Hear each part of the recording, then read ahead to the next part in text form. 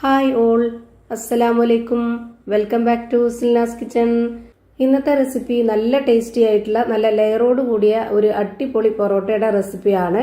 പുറമെ നല്ല മൊരിഞ്ഞിരിക്കുന്ന അകം നല്ല സോഫ്റ്റ് ആയിട്ടിരിക്കുന്ന ഒരു അടിപൊളി ടേസ്റ്റി ആയിട്ടുള്ള പൊറോട്ടയാണ്.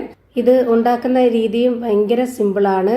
ഈ മാവ് ഒരുപാടിട്ട് കുഴയ്ക്കാതെ വീശി അടിക്കാതെ ഒരുപാട് ഓയിലൊന്നും യൂസ് ചെയ്യാതെ കൈയും ഷോൾഡറൊന്നും വേദനിക്കാതെ പെട്ടെന്ന് തയ്യാറാക്കി എടുക്കാൻ പറ്റുന്ന നല്ലൊരു അടിപൊളി ഐറ്റം ആണ്. അപ്പോൾ ഇതെങ്ങനെയാണ് തയ്യാറാക്കുന്നതെന്ന് അറിയാനായിട്ട് വീഡിയോ സ്കിപ്പ് ചെയ്യാതെ മുഴുവനായിട്ടൊന്ന് കണ്ടു നോക്കണേ. റെസിപ്പിയിലോട്ട് കിടക്കുന്നതിന് മുമ്പായി സിൽനാസ് കിച്ചൺ ചാനൽ ആദ്യമായിട്ട് കാണുന്നവരാണെങ്കിൽ പ്ലീസ് ഒന്ന് സബ്സ്ക്രൈബ് ചെയ്തേക്കണേ. ഒപ്പം തന്നെ ഈ വീഡിയോസ് നിങ്ങൾക്ക് ഇഷ്ടപ്പെടുകയാണെങ്കിൽ ഒരു ലൈക്ക് ചെയ്ത് ഷെയർ ചെയ്ത് സപ്പോർട്ട് ചെയ്യാനും മറക്കരുത്. ഇനി നമുക്ക് ഇതെങ്ങനെയാണ് തയ്യാറാക്കുന്നതെന്ന് നോക്കാം. അപ്പോൾ ഇതിന് വേണ്ടിയിട്ട് ഞാനിവിടെ 250 ml കപ്പിന്റെ അളവിൽ 4 കപ്പ് അളവിലാണ് മൈദ എടുക്കുന്നത്. ഓരോ കപ്പ് മൈദ എടുക്കുമ്പോഴും ഇതുപോലെ നിറച്ചെടുത്തിട്ടുണ്ട്. ആ ഒരു കണക്കനുസരിച്ചാണ് ഞാനിവിടെ ഇത് ചെയ്തെടുക്കുന്നത്.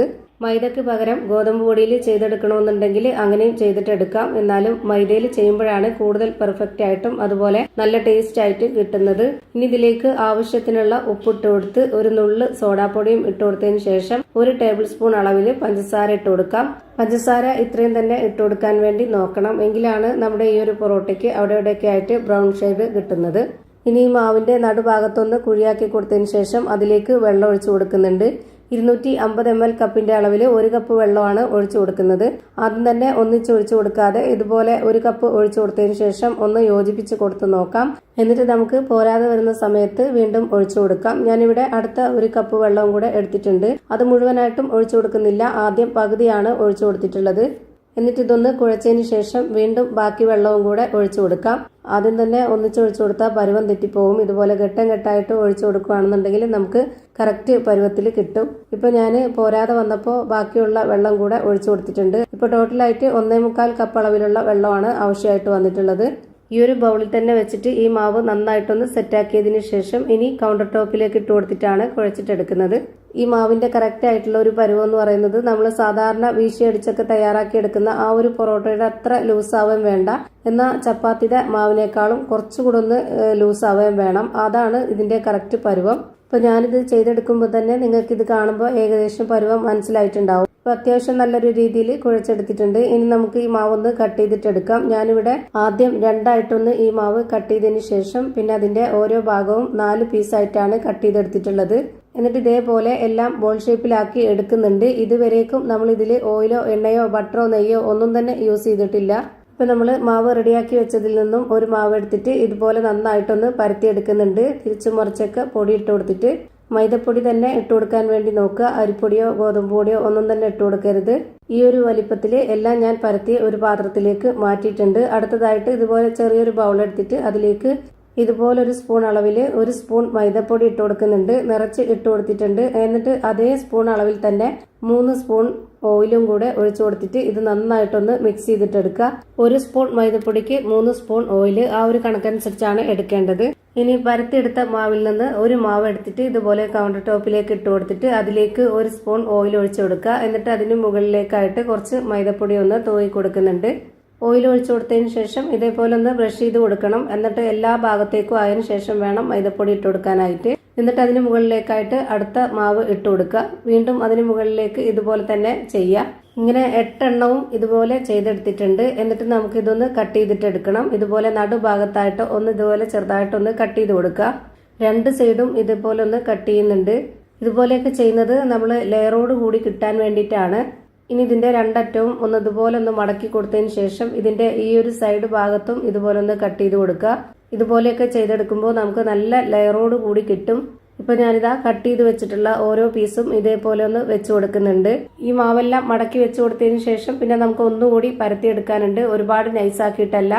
ഞാനിത് പരത്തിയെടുക്കുമ്പോൾ നിങ്ങൾക്ക് ഇതിന്റെ പരുവം കാണുമ്പോൾ മനസ്സിലാവും. കുറച്ച് കട്ടിയായിട്ട് ഇതുപോലെ ഈ ഒരു രീതിയിൽ വേണം പരത്തിയെടുക്കാനായിട്ട്. ഇത് നന്നായിട്ട് പരത്തിയെടുത്താലും ലെയർ ഒന്നും വിട്ടു പോവരുത്. ആ ഒരു രീതിയിൽ ഞാനിവിടെ പരത്തിയെടുത്തിട്ടുണ്ട്. ഇനി നമുക്കിതെല്ലാം ഒന്ന് കട്ട് ചെയ്തിട്ടെടുക്കണം. കുറച്ച് വീതി കുറച്ചിട്ട് ഞാനിവിടെ കട്ട് ചെയ്തെടുക്കുന്നുണ്ട്. 12 പീസായിട്ടാണ് കട്ട് ചെയ്തെടുക്കുന്നത്. നിങ്ങൾക്കിത് കുറച്ചുകൂടി വീതി കുറച്ച് കട്ട് ചെയ്തിട്ടെടുക്കണമെന്നുണ്ടെങ്കിൽ അങ്ങനെയും ചെയ്തെടുക്കാം. ഒരു 16 14 ഒക്കെ ആക്കിയിട്ട് എടുക്കാവുന്നതാണ്. ഞാനിപ്പോൾ ഈ ഒരു പരുവത്തിലാണ് കട്ട് ചെയ്തെടുക്കുന്നത്. ഇതുപോലെ എല്ലാം കട്ട് ചെയ്ത് മാറ്റിയതിന് ശേഷം ഓരോ പീസും നമുക്ക് ഇതുപോലെ ഒന്ന് റോൾ ചെയ്തിട്ടെടുക്കാം. ഒരു പീസ് റോൾ ചെയ്തെടുത്തതിന് ശേഷം പിന്നെ മറ്റേതിന് മുകളിലേക്കും കൂടെ ഒന്ന് വെച്ച് കൊടുത്തിട്ട് റോൾ ചെയ്തെടുക്കാം. അങ്ങനെ രണ്ടെണ്ണം ആയിട്ടാണ് ഞാനിവിടെ റോൾ ചെയ്ത് എടുക്കുന്നത്. ഒറ്റ പീസായിട്ട് റോൾ ചെയ്തിട്ട് പരത്തിയിട്ട് അങ്ങനെ വേണമെങ്കിലും ചുട്ടെടുക്കാവുന്നതാണ്. പിന്നെ ഒരുപാട് ലെയർ ആയിട്ടുള്ള പൊറോട്ടയാണ് തയ്യാറാക്കുന്നത്. അതുകൊണ്ടാണ് ഇവിടെ രണ്ടെണ്ണം ആയിട്ട് ചെയ്തിട്ടെടുക്കുന്നത്. ഒരുപാട് ബുദ്ധിമുട്ടൊന്നും ഇല്ലാതെ ഭയങ്കര സിമ്പിളായിട്ട് പെട്ടെന്ന് തയ്യാറാക്കി എടുക്കാൻ പറ്റുന്ന ഒരു ഐഡിയ ആണിത്.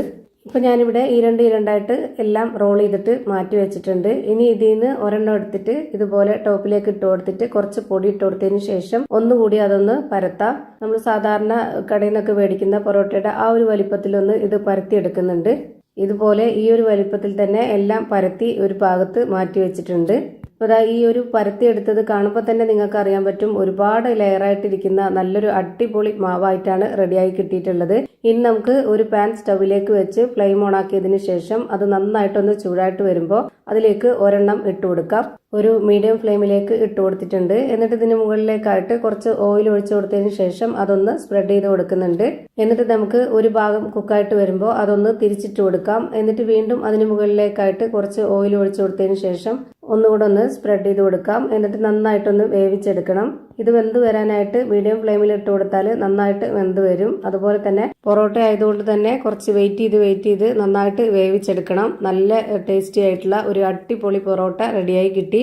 ഇതുപോലെ തന്നെ ഞാനിവിടെ എല്ലാം ചുട്ട് ഒരു പാത്രത്തിലേക്ക് മാറ്റിയിട്ടുണ്ട്. ഈ രണ്ടെണ്ണം ഇതുപോലെ ഇട്ട് കൊടുത്തിട്ട് നന്നായിട്ട് അടിച്ചെടുത്തിട്ടാണ് പാത്രത്തിലേക്ക് ഇട്ട് കൊടുത്തിട്ടുള്ളത്. പുറമേ നല്ല മൊരാന്നിരിക്കുന്ന അകം നല്ല സോഫ്റ്റ് ആയിട്ടിരിക്കുന്ന ഒരു കിടിലൻ ടേസ്റ്റി ആയിട്ടുള്ള പൊറോട്ടയാണ്. ഞാൻ ഇതുപോലെ ചൂടോടെ തന്നെ അടിച്ചെടുത്തതിന് ശേഷം ഇതുപോലെ പാത്രത്തിലേക്ക് ഇട്ട് കൊടുത്തിട്ടുണ്ട്. അപ്പോൾ ഇത്രയേ ഉള്ളൂ ഇന്നത്തെ വീഡിയോ ഇഷ്ടമായാൽ ലൈക്ക് ചെയ്യാനും കമന്റ് ചെയ്യാനും ഷെയർ ചെയ്യാനും മറക്കരുത്. അതുപോലെ തന്നെ ഞാനിടുന്ന പുതിയ വീഡിയോസ് നോട്ടിഫിക്കേഷനായിട്ട് കിട്ടുന്നതിന് വേണ്ടി സബ്സ്ക്രൈബ് ചെയ്ത് ബെല്ലൈക്കൺ അമർത്തി അതിൽ ഓൾ എന്ന ഓപ്ഷൻ എനേബിൾ ചെയ്ത് കൊടുക്കാനും മറക്കരുത്. പുതിയൊരു വീഡിയോയുമായി വീണ്ടും വരും. Thank you for watching.